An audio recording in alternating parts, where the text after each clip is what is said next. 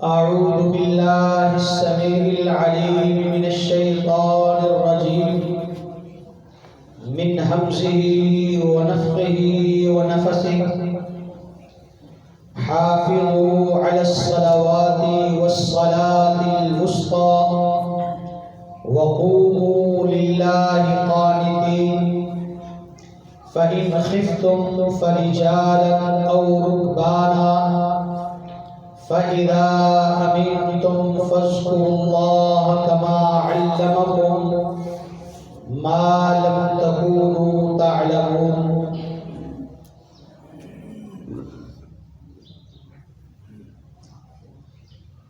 اللہ تعالی نے انسان کو اپنی اطاعت اور عبادت کے لیے پیدا کیا ہے۔ عبادت کا معنی یہ ہے کہ انسان اللہ کے سامنے جھک جائے، پست ہو جائے اور اللہ کی ہر بات، اس کے ہر حکم کے سامنے سر تسلیم خم کرے۔ اور عبادت کا اصطلاحی مفہوم یہ ہے کہ آدمی وہ کام ان آداب کے ساتھ سر انجام دے جن کاموں کا اللہ تعالی نے بطور عبادت تذکرہ کیا ہے، حکم دیا ہے۔ جو کام اللہ تعالی نے اپنی رضامندی کے لیے، اپنی خوشنودی کے لیے طے کیے ہیں، وہ کام انجام دے اور ان آداب کے ساتھ انجام دے جو آداب اللہ کے نبی حضرت محمد رسول اللہ صلی اللہ علیہ وسلم نے اپنی امت کو سکھائے ہیں۔ نماز عبادات میں سے وہ واحد عبادت ہے جو سب سے زیادہ انجام دی جاتی ہے۔ قرآن مجید میں تمام مذاہب کی عبادت گاہوں کا تذکرہ کرتے ہوئے آخر پر مسجد کا تذکرہ کیا اور فرمایا مسجد وہ عبادت گاہ ہے جو سب سے زیادہ آباد رہتی ہے۔ آج آپ دیکھتے ہیں دنیا میں بہت سارے مذاہب ہیں، کسی مذہب کے ماننے والے ہفتے میں ایک دن اپنی عبادت گاہ میں جاتے ہیں۔ بعض لوگ محض خاص رسم و رواج انجام دینے کے لیے، نکاح ہے یا فوتگی ہے، ان اوقات میں اپنی عبادت گاہوں کا رخ کرتے ہیں۔ کچھ مذاہب کو ماننے والے دن میں ایک بار حاضر ہوتے ہیں، لیکن نماز ایسی عبادت ہے کہ مسلمان اسے انجام دینے کے لیے اللہ کے گھر میں اپنی عبادت گاہ میں ایک دن میں 5 مرتبہ حاضر ہوتے ہیں۔ جتنی بھی عبادتیں ہیں سب بھی کسی نہ کسی حوالے سے چھوٹ موجود ہے، لیکن نماز اللہ کی وہ عظیم عبادت ہے کہ جسے انجام دینا ہر ایک پر فرض ہے اور اس میں کسی قسم کی کوئی چھوٹ نہیں۔ نماز وہ واحد عبادت ہے جسے انجام دینے کا طریقہ اللہ تعالی نے خود سکھایا، اتنی تفصیل کے ساتھ کسی عبادت کا طریقہ نہیں سکھایا گیا جتنا نماز کا طریقہ سکھایا گیا۔ اللہ تعالی نے قرآن مجید میں فرمایا حافظوا علی الصلوات والصلاۃ الوسطی کہ ایمان والو نمازوں کی حفاظت کرو، خصوصاً درمیانی نماز نماز عصر کی، وقوموا للہ قانتین اللہ کے فرما بردار بندے بن کے کھڑے ہو جاؤ، فَإِنْ خِفْتُمْ فَرِجَالًا أَوْ رُكْبَانًا میدان جنگ میں ہو تو جس طرح موقع مل جائے بھاگتے ہوئے، چلتے ہوئے، سواری پر بیٹھے ہوئے، جس طرح ممکن ہو نماز ادا کرو۔ فَإِذَا أَمِنْتُمْ اور جب جنگ ختم ہو جائے، امن کی حالت میں آ جاؤ، عام روٹین میں آ جاؤ، فَاذْكُرُوا اللَّهَ كَمَا عَلَّمَكُمْ پھر نماز کو اس طرح ادا کرو جس طرح اللہ نے تم کو سکھائی۔ نماز وہ عبادت ہے جو صرف اللہ نے فرض ہی نہیں کی بلکہ فرضیت میں بھی کیا کمال ہے کہ اسلام کے تمام احکام زمین پر نازل ہوئے، لیکن نماز کا حکم جبریل لے کر نہیں آیا، کسی واسطے سے نہیں آیا۔ نماز کے لیے اللہ نے اپنے نبی کو اوپر بلایا، معراج میں بلایا، اور نماز کا حکم وہ ہے جو اللہ نے ڈائریکٹ محمد رسول اللہ صلی اللہ علیہ وسلم کو دیا۔ یہ عظیم حکم ہے، یہ عظیم عبادت ہے، یہ اللہ کی سب سے محبوب عبادت ہے جسے فرض کرنے کے لیے اللہ تعالی نے اپنے محبوب کو اوپر بلایا، محمد رسول اللہ صلی اللہ علیہ وسلم کو معراج کروائی، اور یہ معراج صرف محمد رسول اللہ کی معراج نہیں تھی، وہاں پر دیے جانے والا حکم مومنوں کی معراج، جس طرح معراج میں رسول اللہ صلی اللہ علیہ وسلم نے ڈائریکٹ اللہ سے گفتگو فرمائی، اسی طرح نماز میں مومن ڈائریکٹ اپنے مالک سے گفتگو کرتا ہے۔ یہ اتنی عظیم عبادت ہے، اور جب حکم دے دیا اگلے دن حضرت جبریل علیہ السلام تشریف لائے، آپ نے نبی صلی اللہ علیہ وسلم کو 2 دنوں میں 10 نمازیں پڑھائیں، جس میں امام جبریل تھے، مقتدی محمد رسول اللہ تھے۔ جبریل نمازیں پڑھاتے جس میں نماز کا طریقہ بتاتے، نماز کے آداب سکھاتے، نماز کے اوقات بتائے گئے۔ جب 2 دن مسلسل حضرت جبریل علیہ السلام نے محمد رسول اللہ کو نماز پڑھائی، پھر آپ نے صحابہ کو بلایا، فرمایا آؤ میں تمہیں وہ نماز سکھاتا ہوں جو اللہ تعالیٰ کی نماز جبریل نے مجھے پڑھائی ہے۔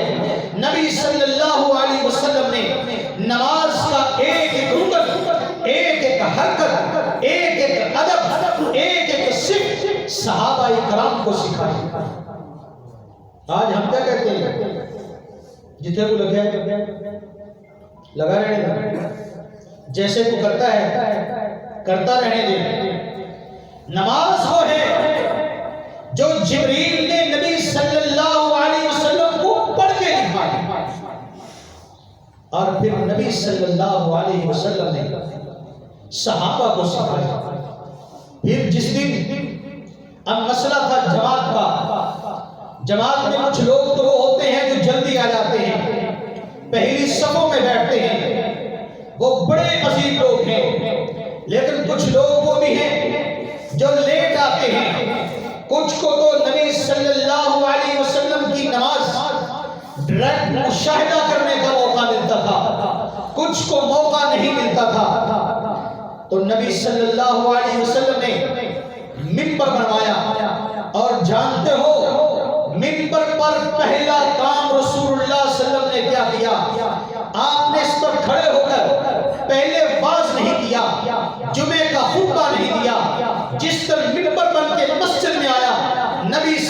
اللہ علیہ وسلم نے سب سے پہلے منبر پر کھڑے ہو کے جماعت کروا دی،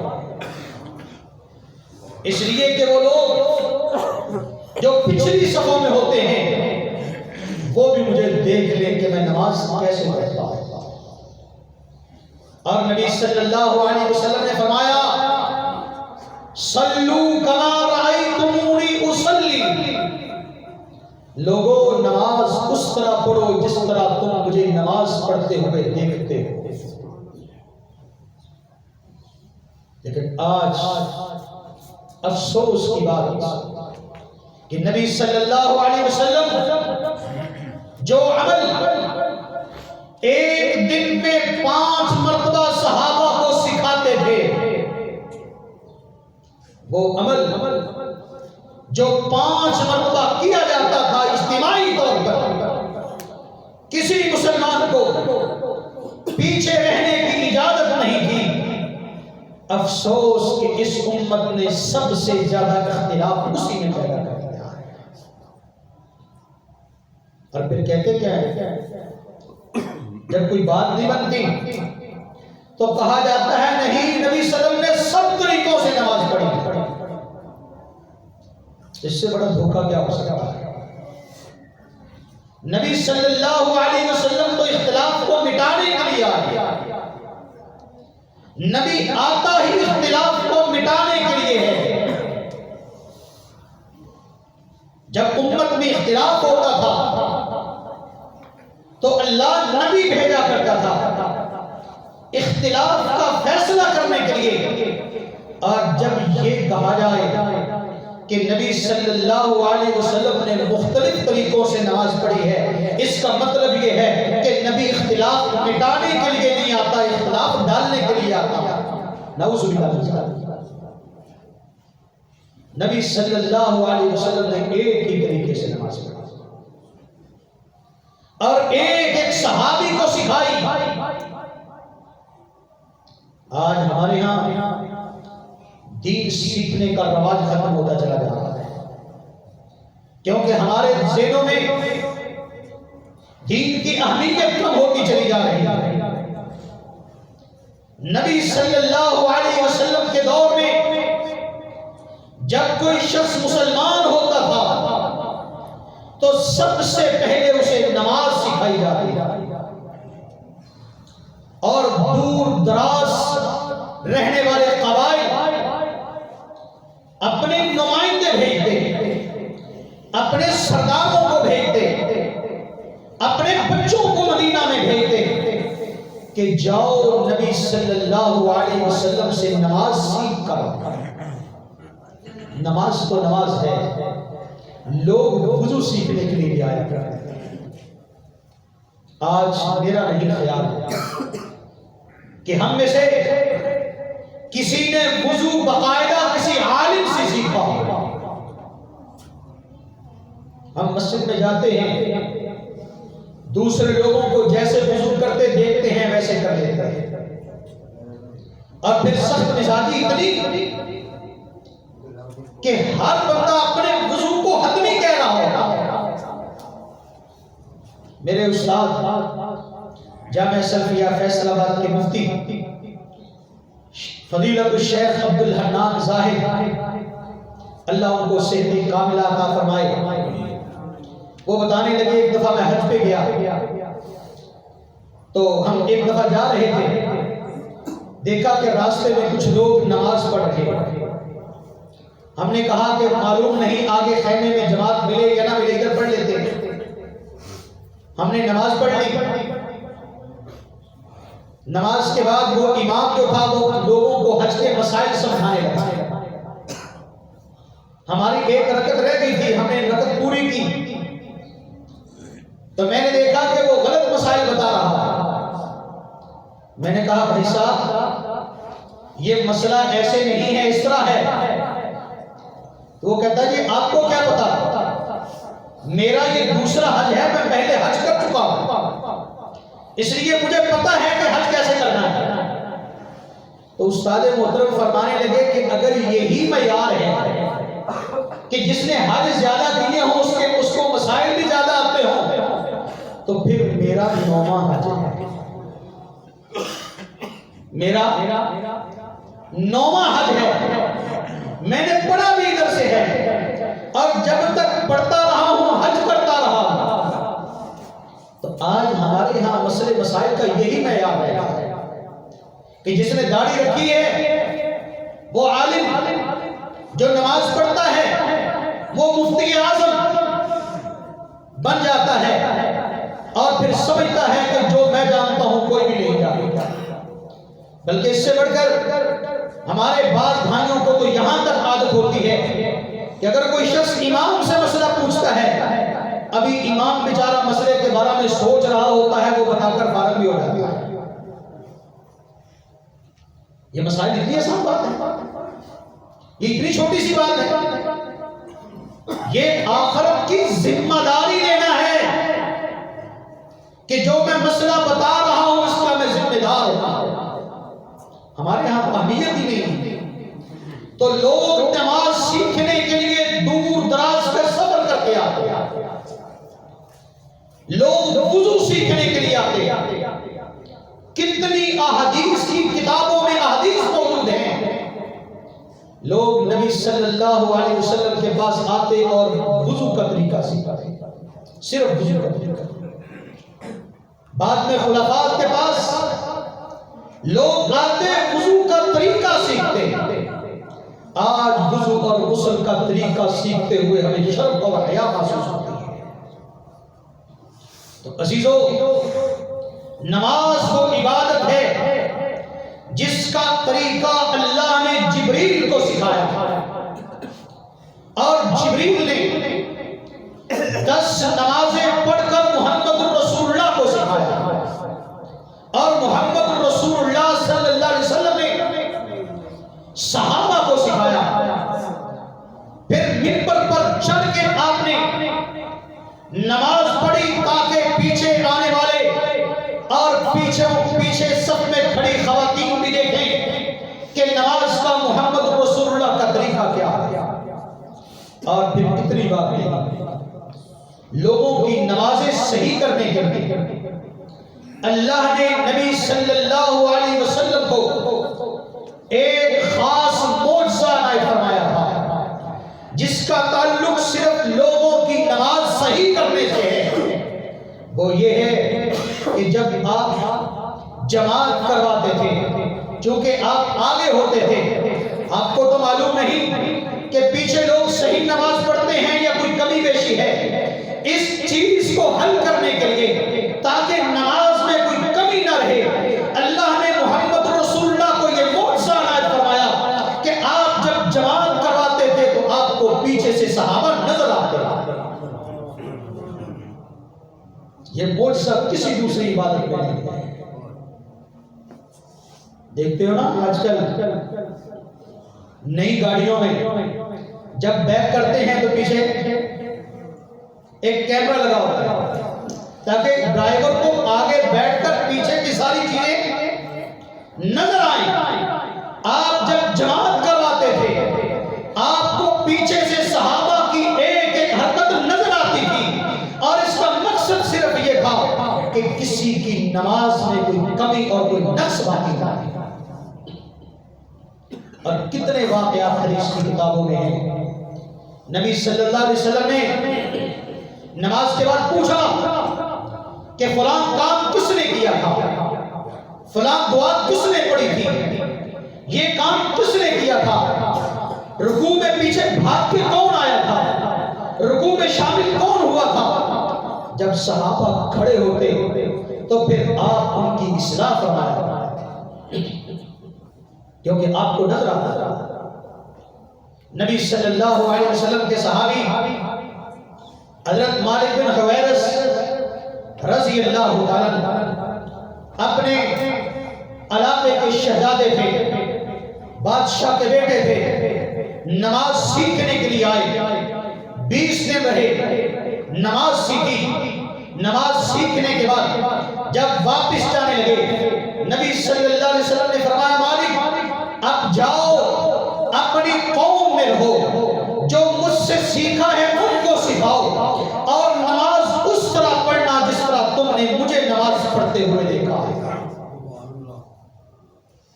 جب کوئی قوم مسلمان ہوتی سب سے پہلے وہاں مسجد بنائی جاتی، وہاں پر امام متعین کیا جاتا، ایک عالم بھیجا جاتا جو ان کو نماز سکھاتا، جو ان کو آداب سکھاتا۔ لیکن آج افسوس کہ نماز کو ہم نے مختلف ہی مسئلہ بنا لیا ہے، اور یہ بات آج حالت ہماری یہ ہوتی ہے کہ ہم سمجھتے ہیں کہ جو جیسے بھی نماز پڑھ لے وہ ہو جاتی ہے۔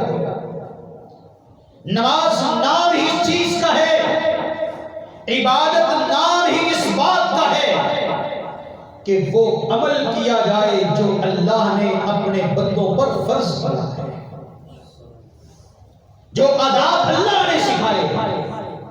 نماز نام ہی اس چیز کا ہے کہ آدمی وہ کام کرے جس سے رب راضی ہوتا ہے، اور دنیا کا کوئی استاد، کوئی فلسفی، کوئی مفتی، کوئی امام آپ کو اللہ کی رضامندی کے بارے میں نہیں بتا سکتا۔ یہ اعزاز صرف نبی کو حاصل ہے کہ نبی بتلاتا ہے کہ اللہ تمہارے کس کام پر راضی ہے۔ نبی صلی اللہ علیہ وسلم مسجد میں تشریف فرما تھے، ایک آدمی آیا، سلام کیا اور جا کر نماز پڑھنے لگا۔ نبی صلی اللہ علیہ وسلم نے اس کی نماز پر نگاہ رکھی، نماز پڑھ کے فارغ ہوا، واپس جانے لگا، پھر اس نے سلام کیا، آپ نے سلام کا جواب دیا اور فرمایا کہ جاؤ ارجع فصلی فإنک لم تصلی، لوٹو پھر سے نماز پڑھو، تو نے نماز نہیں پڑھی، تو نے نماز پڑھی ہی نہیں۔ یعنی جو نماز محمد الرسول اللہ کے طریقے کے مطابق نہ ہو، آپ فرماتے ہیں کہ وہ نماز پڑھی ہی نہیں۔ وہ پلٹا، جیسی اس کو عادت تھی اس نے پھر نماز پڑھی۔ آپ نے پھر کہا ارجع فصلی فإنک لم تصلی، جاؤ پھر سے نماز پڑھو، تو نے نماز نہیں پڑھی۔ وہ پھر آئے، پھر نماز پڑھی، پھر جانے لگا۔ آپ نے فرمایا ارجع فصلی فإنک لم تصلی، تو نے نماز نہیں پڑھی، پھر نماز پڑھی۔ تب اس نے کہا اللہ کے نبی، اگر 3 دفعہ پڑھ کے بھی میری نماز نہیں ہوئی، اور یقیناً اس نے پہلے سے دوسری دفعہ نماز بہتر پڑھی ہوگی، اور تیسری نماز دوسری سے بہتر ہوگی۔ جب آپ نے بار بار کہا تیری نماز نہیں، اس نے کہا اللہ کے نبی مجھے تو یہی آتی ہے، مجھے سکھا دیجیے۔ آپ یہی چاہتے کہ سیکھنے کا جذبہ اس کے دل کے اندر سے پیدا ہو، یہ خود کہے۔ جب اس نے کہا اللہ کے نبی مجھے سکھائیے، آپ کھڑے ہوئے، آپ نے نماز اسے سکھائی اور فرمایا نماز اس طرح پڑھا۔ صحابہ کی حالت یہ تھی، فرضی نماز تو نبی صلی اللہ علیہ وسلم لوگوں کے سامنے پڑھتے تھے، لیکن نفلی نماز خصوصاً تہجد کی نماز تو آپ گھر میں پڑھتے تھے۔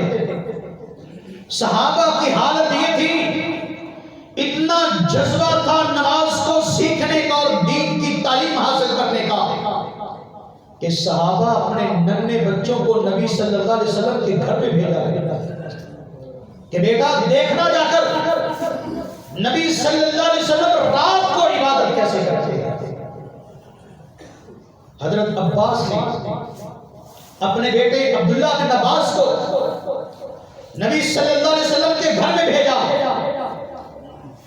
نبی صلی اللہ علیہ وسلم کی زوجہ محترمہ حضرت میمونہ عبداللہ بن عباس کی خالہ تھی، جس دن نبی صلی اللہ علیہ وسلم ان کے گھر میں تھے، حضرت عبداللہ بن عباس اپنی خالہ کے گھر میں رات رہے. کہتے میں جاگتا رہا، میں دیکھتا رہا کہ نبی صلی اللہ علیہ وسلم کس وقت اٹھتے ہیں. جب آپ اٹھے میں نے بھی وضو کیا، آپ کے ساتھ کھڑا ہو گیا. میں دیکھتا رہا، اندازہ کرتا رہا کہ نبی صلی اللہ علیہ وسلم تہجد کیسے پڑھتے ہیں. یہ حالت تھی صحابہ اکرام. آج ہمارے ہاں جب نماز کی اہمیت نہ رہی تو اس کا طریقہ سیکھنے کی بھی اہمیت ختم ہو گئی. صحابہ کی حالت یہ تھی کہ صحابہ ایک دوسرے کو نماز سکھاتے تھے، وضو کا طریقہ سکھاتے تھے. اور کبھی لوگ بڑے صحابہ کے پاس جاتے، انہیں کہتے حضرت دیکھیے میں وضو کرتا ہوں، میرا وضو چیک کیجیے ٹھیک ہے کہ نہیں. میں نماز پڑھتا ہوں، میری نماز کو چیک کیجیے. سنن ابی داؤد میں اور بہت ساری کتابوں میں یہ روایت آتی ہے کہ صحابہ اکرام موجود تھے. ایک صحابی کھڑے ہوئے کہنے لگے کہ میں تم میں سے سب سے زیادہ نبی صلی اللہ علیہ وسلم کی نماز کو جانتا ہوں. جب نماز کی بات چلی کہا میں سب سے زیادہ جانتا ہوں. کہا کیوں؟ تم تو بعد میں مسلمان ہو گئے. کہا اس لیے کہ میں نے نبی صلی اللہ علیہ وسلم کی نماز کو بڑے غور سے دیکھا، ایک ایک چیز کو میں نے یاد کیا. کہا پڑھ کے دکھاؤ پتہ چل جائے گا. 10 صحابہ کی مجلس ہے، ایک صحابی اٹھتے ہیں نماز پڑھتے ہیں، 10 صحابہ اس کا امتحان لے رہے ہیں. 10 صحابہ نے کہا ہاں بالکل تو نے وہی نماز پڑھی ہے جو محمد رسول اللہ کی نماز. حضرت عمر بن عبدالعزیز رحمہ اللہ مدینہ کے گورنر تھے. بات کی بات ہے، تابعین کا دور ہے. ایک صحابی مدینہ میں آئے، کہا میں دیکھ کے بڑا خوش ہوا کہ اس نوجوان کی نماز سیم وہی ہے جو محمد رسول اللہ کی نماز ہے. کیوں؟ کہ وہ حضرت عمر بن خطاب کا نواسا تھا، عبداللہ بن عمر سے سیکھا تھا. اور عبداللہ بن عمر رضی اللہ تعالیٰ عنہ وہ صحابی ہیں دین تو دین، وہ آپ صلی اللہ علیہ وسلم کی ایک ایک حرکت کی نقل کیا کرتے ہیں. حضرت ابو ہریرہ رضی اللہ تعالیٰ عنہ کے بارے میں آتا ہے آپ جب نماز پڑھتے تو لوگ کہتے کہ یہ وہی نماز ہے جو محمد رسول اللہ ادا کرتے صلی اللہ علیہ وسلم. حضرت حذیفہ رضی اللہ تعالیٰ ایک دن مسجد میں گئے، دیکھا کہ ایک بوڑھا شخص نماز پڑھ رہا ہے، نماز درست نہیں ہے. بیٹھ گئے کہ بزرگ جب فارغ ہوں گے تو میں ان کو بتاؤں گا کہ آپ کی نماز میں نقص ہے.